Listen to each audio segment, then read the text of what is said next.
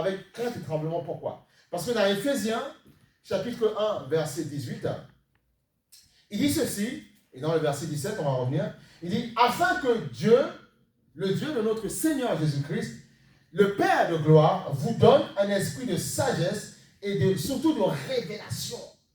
Ça sert à quoi les chrétiens? À quoi ça sert? Venir à l'église le dimanche? Chauffer les bancs d'église? Retourner? Alléluia. Non, il y a autre chose. En fait, quand tu viens à l'église, tu viens l'aimer, l'adorer. Tu viens lui dire que tu l'aimes. Parce que tu viens te ressourcer. Et comme quelqu'un qui va dans un camp, par exemple un camp d'entraînement, tu viens te ressourcer. Ou un camp où parfois les sportifs se retrouvent, je ne sais pas, où parfois les gens font des after-work, tu vois. Tu te retrouves, vous célébrez, vous communiez, tu te ressources et après tu repars. Parce que le monde dans lequel nous sommes, c'est la guerre. On voit qu'en ce moment, à la France, c'est un peu compliqué parce que on se dit, qu'est-ce qui va se passer? Le 30 juin ou le 7 juin, qu'est-ce qui va se passer? Qui sera à la tête? Est-ce qu'il va y avoir du racisme? Est-ce qu'il va y avoir une fraction sociale? Est-ce que non? Dieu connaît toutes choses. Ok? Dieu connaît toutes choses. Nous devons prier le Seigneur, demander Seigneur, en fait, ce que nous voulons en tant que chrétiens, puisqu'on sait que tôt ou tard, qu'on soit politique, pas politique, politique, pas politique, droite, gauche, peu importe, centre, sud, peu importe. Il y a une chose qui est claire, c'est que tôt ou tard, cette vie va s'arrêter un jour. On ira vers le Père et on va revenir pour régner avec Christ pendant 1000 ans. Le royaume millénaire, tout le monde le connaît. On va revenir régner pendant 1000 ans avec Jésus-Christ. Mais c'est pour ça que tu dois préparer ton salut sur la terre. Donc nous, ce qu'on demande en tant que chrétiens, on demande quelqu'un qui va, comment on appelle ça, qui va laisser l'évangile être prêché. C'est ce qu'on demande. Pas quelqu'un qui va dire, aujourd'hui, nous fermons les églises. On arrête. Non, ce qu'on veut, c'est ce qu'on demande. Même s'il ne croit pas, on veut quelqu'un qui facilite la propagation de l'évangile. Pouvoir mieux le payer. C'est ce qu'on demande. Maintenant, on demande aussi un pays en paix. On ne veut pas de fractions. On ne veut pas que le 30 ou le 7 juillet, il y ait des pneus partout qu'on brûle parce que tout le monde va. On ne veut pas ça. On ne veut pas. On ne veut pas cette escalade de violence. C'est ce qu'on ne veut pas. On prie pour ça, qu'il y ait la paix dans le pays. Et que Dieu choisisse l'homme qu'il a voulu dans son cœur pour que son évangile soit prêché. C'est ce que nous demandons. C'est très important de faire ça. Parce qu'on sait bien de toute façon de chaque côté, il y a quelqu'un qui peut avoir quelque chose qui va dans ton centre, pas du tout, l'autre aussi. Tu vois, c'est un peu ça. Maintenant, on doit être quelqu'un, effectivement, qui accueille les peuples, qui aime les peuples. Maintenant, on veut que ces peuples qui sont accueillis vivent leur vie, tu vois, et honorent le pays d'accueil. Ça c'est, tu vois, c'est ça. Je parle avec parfois ma nièce qui va enseigner dans une chaire à l'université, tu vois, à Rennes, tout ça, où on parlait, puisqu'elle est spécialiste dans les flux migratoires et tout ça, avec qui on parle de ces choses-là, tu vois. Et effectivement, ce qu'on demande, c'est des gens, moi, tu sais, le pays dans lequel tu es, il faut honorer le pays dans lequel tu es. Amen. Il faut l'honorer, il faut prier pour ce pays qu'il soit heureux. Tu dois prier pour ton pays selon toi d'origine, mais tu dois prier pour le pays dans lequel tu es. C'est important. Parce que de ce pays, c'est de ce pays que tu as ton salaire tous les mois. Donc tu dois prier pour ce pays. Tu dois prier pour tes responsables, prier pour ton chef d'entreprise. Tu dois prier. Et à chaque fois que tu pries pour le pays dans lequel tu es, forcément, tu auras des bénédictions qui arriveront dans ta vie. Je dis aux gens que à chaque fois que je vais dans certains pays, quel que soit le pays où on allait avec mon épouse, quand l'avion atterrit, je bénis le pays. Toujours. Je dis, Seigneur, je te bénis pour les autorités. Je te bénis pour le président. Je te bénis pour toutes ces personnes. Et mon séjour se passe toujours agréablement. Pourquoi? Parce que je pense d'abord aux autorités du pays. Parce que eux, c'est la porte d'entrée. Vous savez qu'un président, par exemple, qui a un comportement un peu bizarre, qu'est-ce qu'il va faire? Il va entraîner tout et n'importe quoi dans le pays. Parce qu'il est la porte d'entrée. On voit que quand David, parfois, a déconné, quand il a déconné avec Bathsheba, qui était la femme d'Uri, qu'est-ce qui s'est passé? Eh bien, il y a tout n'importe quoi dans sa famille. Même ses propres enfants, parce qu'il avait plusieurs femmes, ont voulu le tuer au bout d'un moment. Tu te rends compte? Pourquoi? Parce que la porte d'entrée avait déconné. Donc, nous voulons quelqu'un qui ne va pas attirer la malédiction sur la France, mais quelqu'un qui va attirer la bénédiction sur ce pays. Parce que tout chef est justement la porte d'entrée de sa maison. Voilà pourquoi si un père parfois déconne, ben, il entraîne tout n'importe quoi et ça crée des enfants désorganisés dans leur tête après. Voilà pourquoi on dit bonne fête des pères et que Dieu restaure les pères. Très important. Parce que le père, c'est le képhale, le visionnaire. Et la mère, c'est la poutre. Elle soutient la vision. Amen. Voilà, c'est vraiment important de comprendre ces choses-là. Très important. Alléluia. Très important. Donc, tu vois, il dit, à Éphésiens chapitre 1, verset 17, afin que le Dieu de notre Seigneur Jésus-Christ, le Père de gloire, vous donne un esprit de sagesse, mais de révélation dans sa connaissance. Tu as besoin de révélation. Tu as besoin de ne pas te dire simplement, je dis Alléluia, Jésus est Seigneur, mais après, de révélation, tu vois. Qu'il illumine, qu'il ouvre, qu'il illumine, qu'il te fasse briller, tu vois. Tu vois, les yeux de votre cœur, pour que vous sachiez quelle est l'espérance qui s'attache à son appel. Amen. À son appel, à son salut, l'espérance, tu vois. Et puis loin, il dit, et ça c'est important, quelle est la richesse de la gloire de son héritage qui réserve au sein. Tu as un héritage. Tu es co-héritier du royaume. Tu dois comprendre que le monde dans lequel tu vis, même si les pays sont beaux, ils sont splendides, il y a des plages, des mers, il y a des buildings, des gratte-ciels, mais tu dois comprendre que tout ça n'est qu'éphémère. Le plus important, c'est que tu t'attaches à Dieu, vivre dans ces choses-là, ce n'est pas interdit, mais une fois, et te dire que je reviendrai pendant 1000 ans sur la terre, et c'est toi, si tu meurs en Christ, qui va venir diriger les hommes qui seront sur cette terre. C'est pas beau ça? Ça se trouve, tu seras peut-être gouverneur, je ne sais pas, préfète, tu seras, je ne sais pas moi, général, tu vas diriger, tu auras un secteur. Et on sait que le gouvernement sera à Jérusalem et Jésus aura ses ministres. Qui sera à la table de ses ministres? J'en sais rien. Voilà. Mais peut-être ce sera toi, peut-être moi, je ne sais pas. Mais au moins tu auras une fonction et ton rôle, ce sera de pouvoir diriger ces personnes. Et c'est lui qui décidera de ce qu'il fera. Mais c'est important de pouvoir, de garder la foi, de ne pas baisser les bras. Il faut être heureux, sois heureux d'être chrétien. Qui n'est pas heureux? Tu es heureux d'être chrétien? Il faut être heureux, mais oui, il faut être fier. Tu vois, moi, mon travail aujourd'hui, je n'ai pas honte. Finalement, je n'ai pas honte. Voilà. Je n'ai pas honte de dire que voilà, je suis chrétien. Après, il y a d'autres personnes qui savent aujourd'hui que bon, mais je suis pasteur, mais je n'ai pas honte. Parfois, je publie, voilà, sur mes profils et tout ça. Tout le monde, ils le savent tous. Je n'ai pas de problème avec ça. Et ça se passe très bien. Je n'ai aucun souci dans mon travail. Parce que je fais respecter ma foi. Je ne claironne pas ma foi. Voilà, vous serez perdus, voilà, vous allez à l'enfer. Non. Par mon attitude, par ma façon d'être, ils voient ce que c'est un chrétien. C'est important.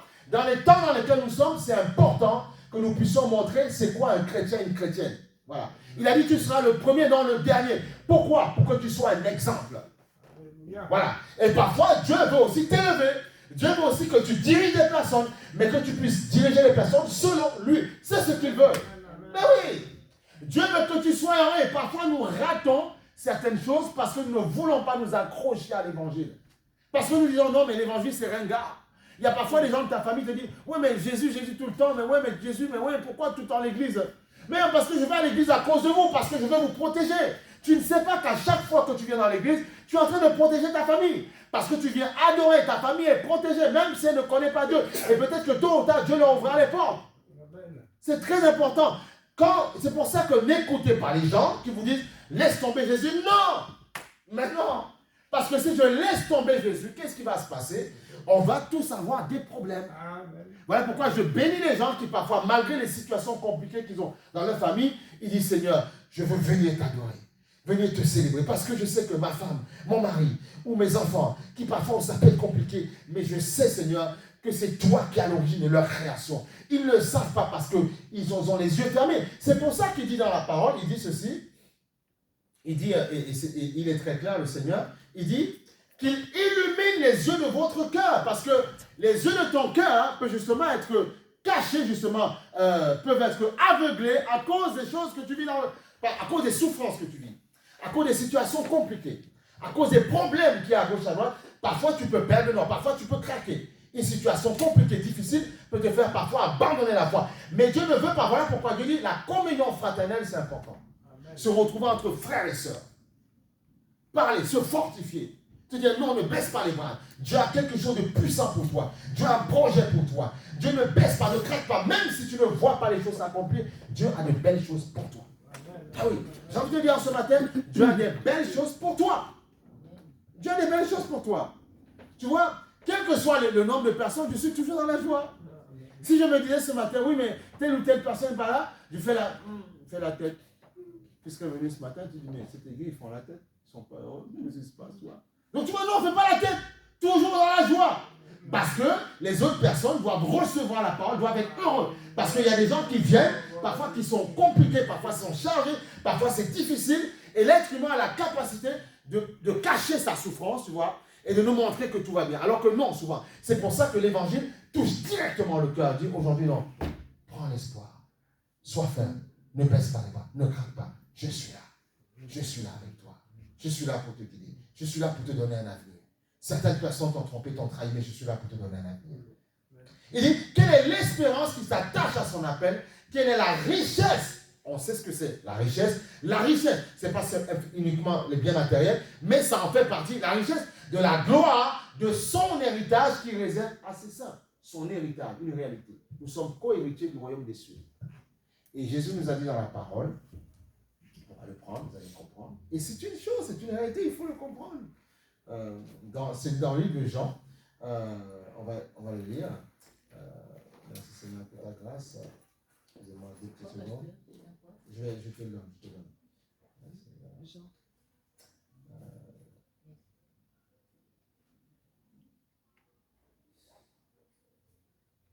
Allez, on va aller sur Jean chapitre 14, verset 2. Jean chapitre 14, verset 2. Il dit ceci, Dieu va te donner de l'espérance en ce matin. Il y a plusieurs demeures, plus dans la maison de mon Père, tu vois. Et il faut s'accrocher sur cette espérance-là. Si vous ne croyez pas en ça, votre foi est vaine. Si vous croyez uniquement en Jésus pour vous dire, après la mort, il n'y a plus rien, ta foi est vaine. Laisse tomber. Limite, retourne dans le monde. Mais on ne peut pas conseiller ça à quelqu'un. Tu dois te dire qu'après la mort, il y a une vie. Écoutez, si après la mort, tout s'arrête, ceux qui ne croient pas en Jésus sont devant nous et ils ont raison. Après la mort, il y a une vie. Regarde ce qu'il dit. Regarde ce qu'il dit. Et pour te montrer qu'il y a une vie après la mort, c'est pour ça qu'il faut chercher la présence de Dieu. Ne sois pas simplement chrétien. Ne va pas simplement à l'église. Tu dois vivre la présence de Dieu. Quand j'ai reçu Christ comme Seigneur et Sauveur, à la fin du culte, j'étais assis. Le Seigneur me faisait ressentir la présence de son esprit. J'ai dit, mais Seigneur, je ne sais pas si mes frères et sœurs savent ce que je vis. Parce que la présence de Dieu est vraie. Celui qui te console, pendant que les gens ne te consolent pas. Celui qui est capable de te toucher, de te faire sentir sa présence.